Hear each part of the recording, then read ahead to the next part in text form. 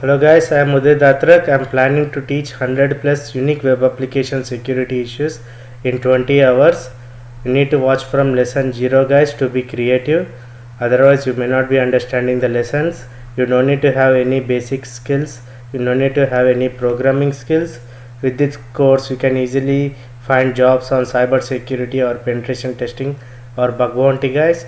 And also once I complete these 100 lessons, I'll be showing you real time 300 plus bug bounty write-ups so that you can understand all of them at a glance itself, and then after that you will be having 400 plus test cases to check against the websites, and you can find maximum number of security issues. This is the easiest job guys. You don't need to be creative, you just need to use the combination of the tools which I am already showing you in all the lessons. In the end I will also show you my favorite tools too. So now we'll focus on another security issue guys, which is an easy issue: information disclosure through error messages. So what happens now, whenever you log in into an application,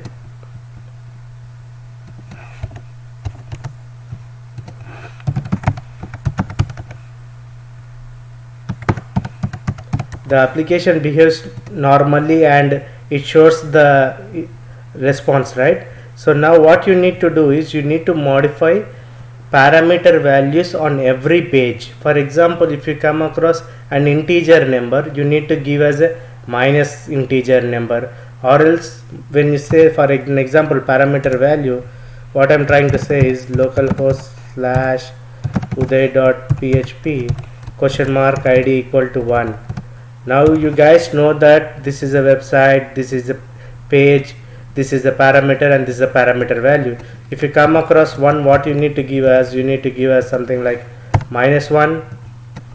Now sometimes you need to give it as long number, very long number, more than that, and sometimes you need to give some operations here like addition, multiplication sometimes, to make the application for to throw the error. Instead of number, now you need to give some here, some string here, or else you need to give special characters. When I say special character, these are very important: single quote, double quotes, less than, greater than, comma, dot kind of thing.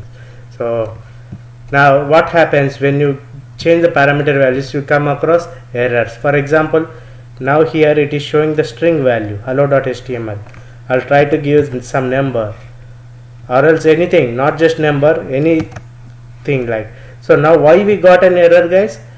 Earlier we have seen the code of here, local file inclusion, right? This code, what happens here, it is reading the file hello.html and including the contents on the front end. Now if you give something which doesn't exist, it is throwing an error saying that failure to open a stream. That means no such file. It's saying yes, this particular file is not found on the server. But what is the security issue here?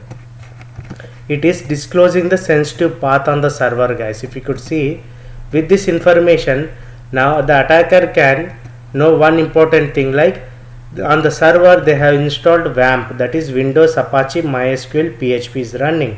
So now attacker can try to perform PHP related security checks, MySQL related checks, Apache security checks, so that he will try to hack into an application. For example, if you see my previous video, I have made one POC like Uday Datrak, how your website. Okay, if you search for this, I made one POC like how a hacker can hack into a complete web application server database with one line of vulnerable code guys. In this I have shown a detailed example of after disclosing this path, how I was able to read the database username passwords on the server. So you can watch that video if you want to know more on that, but it's not required guys. Being a fresher, your job is to report this issue because you are a security consultant, you are not a hacker. My main intention at this moment is not bug bounty. At this moment I want you to get placed as a security tester in top companies with these skills. When you say you can check for 100 unique security issues, they'll smile and they'll be impressed for sure. Like, so now the information is disclosed here. Now let's see, now not just on one page guys, now there are two ways the server can fix this. One is they'll put some exceptional handling in this particular file itself. So when you try to modify these parameters something, the application doesn't show any error on the front end. But the thing is that we call that as exceptional handling. That means whenever there is an exception, the application should not throw an error programming code. Instead it should show some other generic message. So now if they implement in this particular file, you can check it on other files. If they don't implement in any of the other files, then that will throw an error, and you can find out some internal paths. It's not necessary to show the sensitive internal paths guys. Sometimes the application leaks how the query is formed in the backend. That's also security issue. Sometimes the application shows when you file upload on the server, it will show that file uploaded, like failure to upload the file, and sometimes it will show the piece of application code itself. That's also as a part of error, like application code in the sense the real code, not the JavaScript. Sometimes the application disclose database table names and all. So now let's try to see database table names can be disclosed or not. Maybe I did not made, that's okay guys. In the place of login page, I will try to put single quote guys or double quotes, because whenever I enter username and password, it is forming the SQL query in the backend. So SQL query can be formed with the help of single quotes or double quotes. Now let's see, this particular application is not showing any error for the special characters here. So yeah, so this particular login page is not vulnerable to information disclosure through error. Basically you are trying to make the application to throw an error and show some sensitive information to you. Using that, later you can try some combination of vulnerabilities and can hack into the server guys. Let's try on the sign up page too.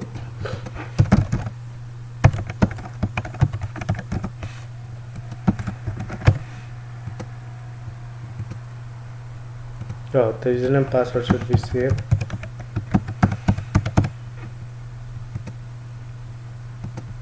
Maybe I changed the path. This is not an error guy. Okay, now you can report this also as a security issue guys. Information disclosure through error messages. That means this is some kind of error itself. The page not found, but it is leaking the version information. Now what is the problem here? Like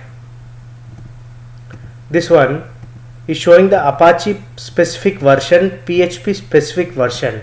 Now what happens, hacker will go to Google and search for Apache PHP 1.1 exploit. What is exploit guys? Exploit is something like it's a proven software can gain access to the server. That means it's when I say gain access to the server, like I should not say as gain access to the server. That means it is a proven piece of code which can cause some harm to the server, can get the shell access on the server, or can read the sensitive information on the server, can shut down the server, or can slow down the server, can delete the files on the server.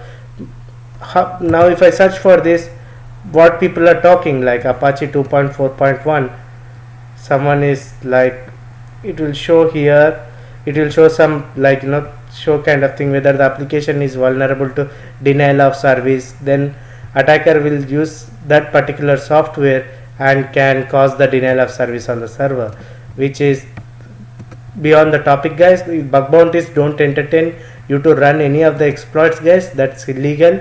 Your job is to find out the security issues, but not exploit using those issues which might cause harm to the server. So that's very important. Before, you should not run any of the exploits. So I'm just telling you basic example. Now we made an application to throw an error something. That's one type. The second type is since there is no file on the server, the application disclosed, like saying that not found, error message kind of thing, saying the version information disclosure kind of thing. So you can report this issue under information disclosure through error messages, guys. So these issues can be fixed by one way, by implementing the exception handling in all the pages, or else by implementing like with a small piece of one line of code in a php.ini file itself, guys. That is nothing but display underscore errors equal to off. You don't have to know that. You are being a security tester, your job is to at least make an application to throw an error. So there are lots of fuzzing tools, guys. This is the manual concept to understand. When you run an automation tools like burp suite, zap tools, they will be doing the fuzzing kind of thing, and they'll also show that whether the application is vulnerable to information disclosure through error messages or not. But yes, that's it, guys. Thank you.